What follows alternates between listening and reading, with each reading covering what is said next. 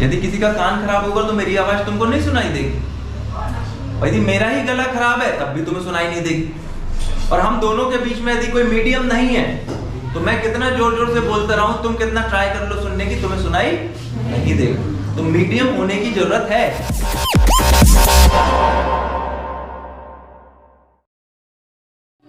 Propagation of sound, तुम्हारे पास propagation का मतलब क्या है? आगे बढ़ना। प्रोपागेशन का मतलब आगे को बढ़ना, और किसका आगे को बढ़ना? Sound. Which means the travelling of sound in a particular medium is called propagation of sound. अब जब भी साउंड ट्रैवल करेगा तो उसको चलने के लिए एक मीडियम की जरूरत है।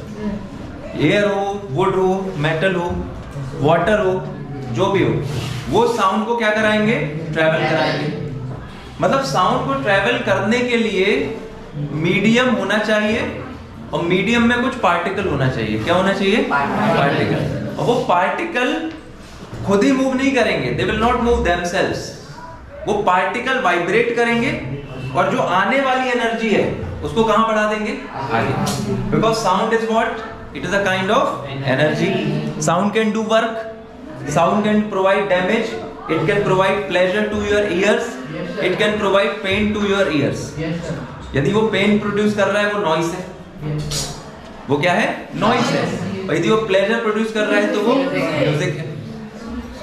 तो साउंड कैसे प्रोपेगेट कर रहा है? CR के फॉर्म में। अब ये C का मतलब क्या है? C का मतलब होता है कंप्रेशन। क्या मतलब है? कंप्रेशन। अब समझ लो कंप्रेशन जनरेट कैसे हो रहा है। ये एक प्रकार से मान के चलो एक एलिमेंट है, एक ऑब्जेक्ट है जो कि साउंड के लिए वाइब्रेशन प्रोड्यूस करेगा। ऑब्जेक्ट, ये ऑब्जेक्ट कुछ भी हो सकता है। जैसे फॉर सपोज यहां पर यदि मैं ये डस्टर इस पे हिट कर रहा हूं तो तुमको साउंड सुनाई दे रहा है? Yes sir. तो ये जो बोर्ड है और ये जो डस्टर है ये आपस में मिलके ऑब्जेक्ट का काम कर रहे हैं। अब जब यहाँ पर एक फोर्स लगा तो यहाँ आसपास में जो एयर के पार्टिकल हैं वो क्या होंगे? वाइब्रेट होना चालू होंगे, क्योंकि ये चीज वाइब्रेट होगी। ये ग्लास मान लो, एक यू शेप टनल मान लो। अब यहाँ पर यदि तुमने इसको हिट किया किसी भी चीज से, उंगली से कर दिया या फिर किसी हैमर से कर दिया, तो ये चीज वाइब्रेट करेगी। वो तुम्हें हो सकता है दिखाई ना दे, पर उसके पार्टिकल में फोर्स लगा है तो वाइब्रेशन इसमें होगा। अब ये थोड़ा आगे जाएगी और पीछे आएगी। जब ये आगे जाएगी, जब ये फॉरवर्ड मूव करेगा तो यहाँ के पार्टिकल प्रेस होंगे। यहाँ कौन के पार्टिकल है? एयर के। तो एयर क्या हो जाएगी? फोर्स को फील करेगी। तो एयर को जब धक्का लगेगा तो एयर कहाँ बढ़ेगी? आगे। उसके पार्टिकल कहाँ जाना चाहेंगे? आगे। पर आगे, एयर के आगे और भी तो पार्टिकल्स हैं, वो उनको रोक देंगे। पर ये पहले वाले पार्टिकल आगे वाले पार्टिकल को थोड़ा सा पुश करके अपनी एनर्जी उनमें क्या कर देंगे? ट्रांसफर कर देंगे। तो यहाँ के पार्टिकल जिनको एनर्जी इस ऑब्जेक्ट से मिली वो यहाँ से फोर्स को लेंगे, पुश होंगे, कंप्रेस होंगे और अपनी एनर्जी को आगे ट्रांसफर करेंगे, क्योंकि आगे उनको जाने जगह नहीं है। आगे भी क्या है? पार्टिकल्स ऑफ एयर है। तो धीरे से ये क्या होगा? एक कंप्रेशन जोन बनेगा। कैसा जोन बनेगा? जहां पर पार्टिकल पास पास आ जाएंगे। पीछे वाले पार्टिकल, आगे वाले particles, they will all come together in a defined volume. जब यहाँ पे पार्टिकल की संख्या बढ़ जाएगी तो प्रेशर बढ़ जाएगा, तो ये हाई प्रेशर जोन बनेगा और इसको तुम बोलोगे कंप्रेशन जोन। कौन सा जोन? Compression zone. इसमें पार्टिकल मूव नहीं किए हैं, इसमें पार्टिकल ने मूव करने की कोशिश की है। They are tending to move forward, but they are not moving forward actually, because ahead of them there are other particles. तो वो उसको रोकेंगे, पर रोकेंगे तो वो क्या करेंगे? अपने अंदर की जो एनर्जी है जिसके कारण वो आगे जाना चाह रहे थे उस एनर्जी को यहाँ शिफ्ट कर देंगे। तो ये जोन बन गया कौन सा?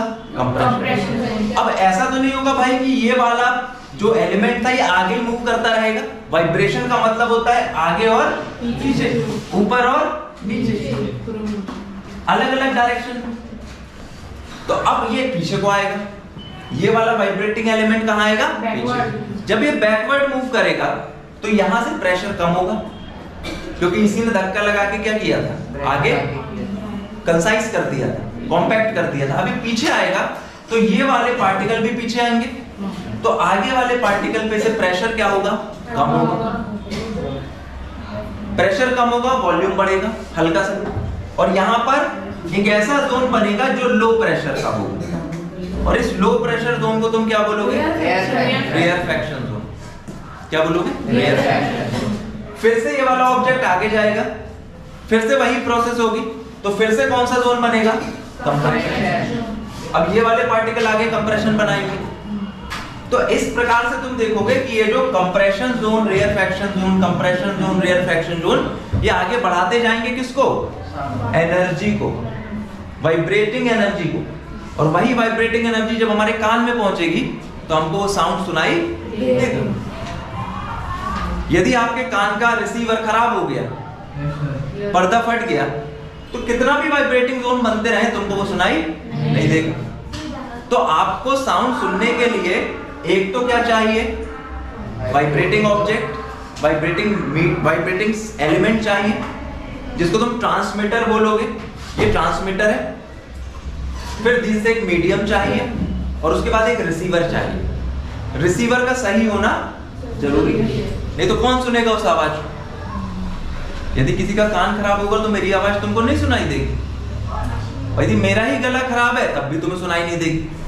और हम दोनों के बीच में यदि कोई मीडियम नहीं है, तो मैं कितना जोर जोर से बोलता रहा हूं, तुम कितना ट्राई कर लो सुनने की, तुम्हें सुनाई नहीं देगा। तो मीडियम होने की जरूरत है यदि आपको साउंड को प्रोपागेट कराना है। And this is the whole process of propagation of sound. Sound क्या है, एनर्जी है। किस प्रकार की एनर्जी है, वाइब्रेटिंग एनर्जी है। इसको ट्रेवल करने के लिए एक मीडियम चाहिए, इसको प्रोड्यूस होने के लिए एक ट्रांसमीटर चाहिए जो कि वाइब्रेटिंग ऑब्जेक्ट रहेगा, इसको सुनाई दिलाने के लिए किसी को खुद को एक रिसीवर एंड चाहिए, जो कि बायोलॉजिकल हो सकता है, आर्टिफिशियल भी हो सकता है। वेव्स क्या होती हैं, कल मैंने समझाया था। वेव्स एक डिस्टरबेंस होता है। क्या होता है, डिस्टरबेंस। जैसे आप एक लाइन में लगे हो, पीछे से धक्का लगेगा तो वो धक्का आगे वाले बच्चे को शिफ्ट होता है, फिर वो और आगे को शिफ्ट होता है, पर एक समय बाद वो जो पुश है वो खत्म हो जाता है। जो सबसे पास में रहेगा उसको धक्का तेज लगेगा, जो सबसे दूर में रहेगा उसको थोड़ा सा फोर्स कम लगेगा। तो ऐसे ही साउंड भी जैसे जैसे दूर तुम ले जाओगे उसकी इंटेंसिटी क्या होती जाएगी, कम। मेरी आवाज यहाँ तुम तक ज्यादा तेज पहुंचेगी, दूसरे कमरे में कोई और सुन रहा है उसको कम पहुंचेगी, वो गेट तक हो सकता पहुंचे भी नहीं। पर यदि मेरे को ये साउंड आगे तक पहुंचाना है अच्छे तरीके से, तो मैं 3 चीजों पे काम कर सकता हूँ। ऑब्जेक्ट बेहतर कर दूं, मैं अपने मुंह के पास एक वो लगा लूं, स्पीकर है ना, अब उससे बहुत तेज बोलूं तो भी दूर तक जा सकती है। हो सकता है मैं बहुत धीरे बोलूं, पर तुम्हारे कानों की एबिलिटी इतनी अच्छी है कि तुम्हें मेरी आवाज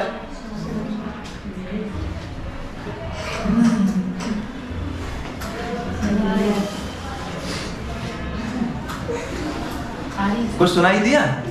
मैंने बहुत धीरे बोला पर तुमको सुनाई नहीं दिया, क्योंकि तुम्हारे कानों की काबिलियत उतनी नहीं है। और इसी आवाज को कोई जानवर या फिर कोई ऐसा पर्सन जो गॉड गिफ्टेड हो, या फिर कोई ऐसा बायोलॉजिकल एलिमेंट या आर्टिफिशियल एलिमेंट तुम लगा लो, तो तुम छोटी छोटी आवाजों को भी क्या कर सकते हो, सुन सकते हो। जैसे जैसे साउंड आपका आगे को जाएगा उसकी इंटेंसिटी क्या होगी, कम। यदि तुमको इंटेंसिटी बरकरार रखना है, उसको कांस्टेंट स्टैग्नेंट रखना है, या तो इसको आप चेंज कर दो, अच्छा बना लो वाइब्रेटिंग ऑब्जेक्ट को, साउंड ज्यादा प्रोड्यूस करे, हाई पिच पे, हाई लाउडनेस पे प्रोड्यूस करे, रिसीवर जो सुन रहा है उसके एलिमेंट बहुत तगड़े हो जाए, और या तो ये जो मीडियम है, ये मीडियम क्या हो जाए, बेहतरीन हो जाए, ये बेहतर हो जाए। ये मीडियम यदि तुमने थोड़ा सा कॉन्फ़िगर कर लिया तो तुम साउंड को यहां से बोलोगे और अमेरिका में भी सुनाई दे जाएगा, दे सकता है। तुम यहां से कॉल लगाते हो व्हाट्सएप पे, इंटरनेशनल कॉल, और मोबाइल में तुम जहां जिसको लगाना चाहो दुनिया में बात कर सकते हो। साउंड ही तो प्रोड्यूस कर रहे हो। वो साउंड किससे जा रहा है, वेव्स से। अब वो वेव्स तुमने बदल दी, 5G 4G कर दी, एयर में ही ट्रेवल कर रही हैं, और तुम धीरे से भी बोलोगे तो वहां किसी को सुनाई दे जाएगा जो हजारों किलोमीटर दूर बैठा हुआ है। नॉट ओनली योर वॉइस, आपका वीडियो भी वहां दिखाई दे जाएगा। यहाँ बैठे बैठे आप हाथ हिलाओगे, वहां पे आपका पिक्चर चला जाएगा। ये सब प्रोपागेशन ही चल रहा है। किसका? साउंड का और वीडियोस का।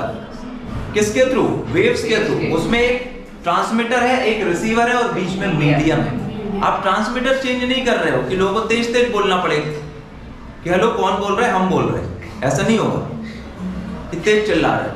आप उतनी आवाज में बात करोगे। आपने क्या बदल दिया है? मीडियम का कॉन्फ़िगरेशन, और उसी का पैसा फिर तुम पे करते हो। 5G प्लान लेके, 4G प्लान लेके, अच्छे अच्छे मोबाइल लेके, अच्छे कैमरा लेके, और फिर फाइबर लगवा के ब्रॉडबैंड। वो फाइबर की लाइन तार कॉपर की नहीं रहती है, उसके अंदर प्लास्टिक रहता है। चाहे एयरटेल एक्सट्रीम लगवाओ या जियो फाइबर लगवाओ, उसके वायर के अंदर प्लास्टिक रहता है। ऑप्टिकल फाइबर केबल होती है, वो मीडियम ऑफ एयर नहीं रखती है, खुद को बना लेती है, और उनके अंदर से इतने अच्छे से ट्रांसमिशन होता है कि आप यहाँ बैठे बैठे जो चाहे जहाँ पहुँचाना चाहो वेव के फॉर्म में, आवाज या वीडियो या तुम्हारे मैसेज, वो सब पहुँच जाते हैं तुरंत के तुरंत। और यदि आप उनका यूज नहीं करोगे, यहाँ से चिल्ला के बोलो, कोई सुन रहा है क्या? न्यू जर्सी में मेरा भाई बैठा है, अमेरिका में मेरी नौकरी लग गई, तो उसको सुनाई नहीं देगा। तुमको माध्यम चाहिए, और उसी का फिर कंपनियां तुमसे क्या करती हैं? चार्ज करती हैं, क्योंकि उनके पास वो टेक्नोलॉजी है। तो ये पूरी प्रोसेस तुम्हारी क्या कहलाती है? Propagation of